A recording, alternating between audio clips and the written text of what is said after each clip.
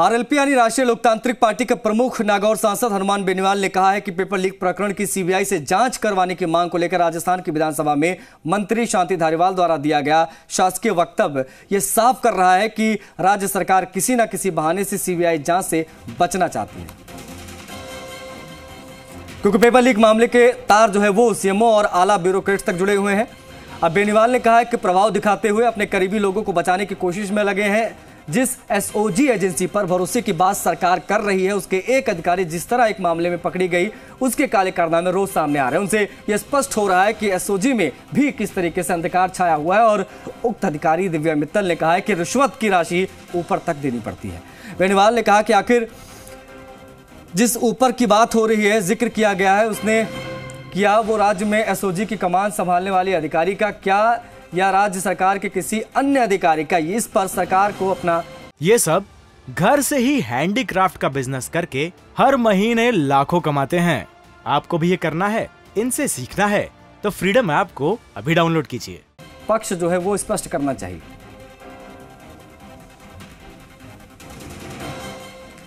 राजस्थान में शिक्षक भर्ती पेपर लीक प्रकरण का मामला दिन पे दिन गर्माता जा रहा है। जयपुर विकास प्राधिकरण के प्रवर्तन दस्ते ने पेपर लीक प्रकरण के मास्टरमाइंड यानी भूपेंद्र सारण और उसके भाई गोपाल सारण के रजनी विहार से 4 मंजिला लग्जरी आशाने पर 3 दिन तक बुलडोजर चलाया, लेकिन अब 19 लाख रुपए की रिकवरी का नोटिस भी उन्हें थमा दिया गया है कि जो खर्चा हुआ है इस घर को गिराने में, आपके घर को गिराने में, वो खर्चा भी आप ही देंगे। 19 लाख रुपए का बिल बनाया गया है। अब जितना इसमें बुलडोजर लगा, जितने कर्मचारी काम कर रहे थे, जितने मजदूर काम कर रहे थे, उनकी दिहाड़ी, उनका डीजल, पेट्रोल, ये जितना भी खर्चा उसमें हुआ है सब जोड़ घटा के 19 लाख रुपए हुआ है। और ये जो है मुख्य आरोपियों से अब वसूला जाएगा। सारण भाइयों के लापता होने के कारण ये नोटिस जो है वो रजनी विहार स्थित उनके मकान पर चस्पा कर दिया गया है। गुर्जर की थड़ी स्थित मास्टरमाइंड भूपेंद्र सारण और सुरेश ढाका की ओर से किराए पर संचालित अधिगम कोचिंग इंस्टीट्यूट के प्रॉपर्टी मालिक अनिल अग्रवाल को भी बिल्डिंग ध्वस्त करने के लगाए गए मानव संसाधन और मशीनरी के खर्चे का रिकवरी नोटिस थमाया गया है। नोटिस देने की दोनों को अलग अलग दिए गए हैं, आपको बता दें। और खर्च की राशि 7 दिन में जमा करानी होगी।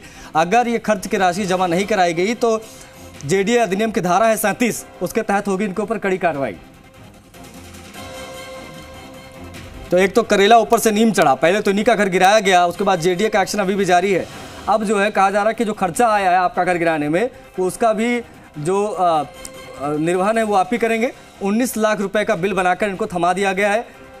अब चूंकि दोनों आरोपी फरार हैं, वो अब तक पुलिस के गिरफ्त में नहीं है। वैसे में उनके घर पर, उनके ठिकानों पर नोटिस चस्पा कर दिए गए हैं। दोनों को बाकायदा 19,11,000 का ये नोटिस।